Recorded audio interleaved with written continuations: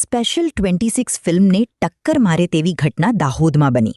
પરપ્રાંતીય ઇસમો દ્વારા દાહોદની એક બિલ્ડિંગમાં ઓફિસ ભાડે રાખી 2 જ દિવસમાં ઉત્કર્ષ સ્મોલ ફાઇનાન્સ નામક બેંક ઊભી કરી.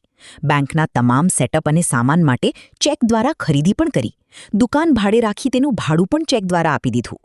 બેંક ઓફિસ બનાવી બેંકમાં દાહોદના નોકરી માટે ઇચ્છુક સ્ટાફ માટે ઇન્ટરવ્યૂ ગોઠવી મહિલા પુરુષને બોલાવી રચ્યું નાટક.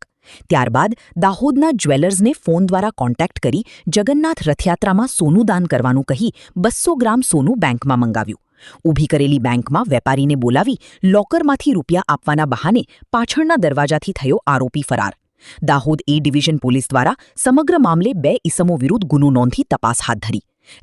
દાહોદ શહેર એ ડિવિઝન પોસ્ટ વિસ્તારમાં ગઈકાલે એક ઘટના ઘટી હતી ફ્રોડ લગતની.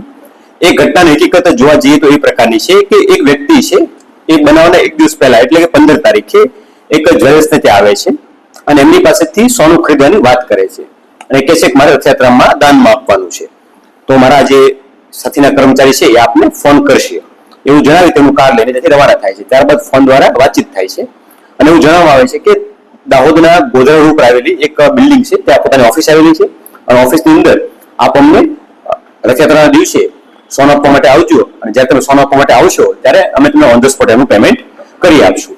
આ પ્રકારની વાતચીતને ભરોસો આપી એ ડીલ નક્કી કરે છે. ત્યારબાદ જે ભોગબળ વ્યક્તિ છે એ જે સોનું હતું 200 ગ્રામ જેટલું એ લઈ અને રથયાત્રાના દિવસે એટલે ગઈકાલે 16 તારીખે બપોરના સમયે ગોધરા ઉપર આવેલી એક બિલ્ડિંગમાં આવે છે અને ત્યાં જે આરોપીઓ છે એમણે એક ઓફિસ જેવું નિર્માણ કર્યું હતું ઉત્કર્ષ સ્મોલ ફાઇનાન્સ બેંકના નામથી એનું ફ્લેક્સ બેનર લગાડીને અને એની અંદર આ 2-3 દિવસના ગાળામાં તે એ જગ્યા હતી એમણે રેન્ટ ઉપર લેવા માટે ગોઠવણ કરી અને ત્યાં ફર્નિચરની ગોઠવણી, ટેબલ ખુરશીઓ, કોમ્પ્યુટર અને ઓફિસનું સ્ટ્રક્ચર બનાવ્યું હતું કે જેથી પ્રથમ દ્રષ્ટિએ કોઈ માણસ આવે તો એવું લાગે કે અહીંયા કંઈ ઓફિસ ચાલે છે. ઓફિસમાં ગયા બાદ વ્યક્તિએ જે સોનું હતું એ કીધું કે મને સોનું આપી દો, હું મારા અંદરના રૂમની અંદર જઈ લોકરમાં મૂકી અને જે પૈસા કે તમારું પેમેન્ટ છે લઈને આપી દો આપને. એટલે એ ઓફિસ અંદરથી તે એક અંદર બીજું બારણું હતું ત્યાંથી અંદર જાય છે અને ત્યારબાદ થોડી વાર પછી જે લોકર રૂમ કહેતો હતો કથિત લોકર રૂમ, એ કથિત લોકર રૂમ એક અન્ય પણ દરવાજો હતો પાછળની બાજુ, તો એ દરવાજેથી માણસ નીકળી અને પોતે ફરાર થઈ જાય છે.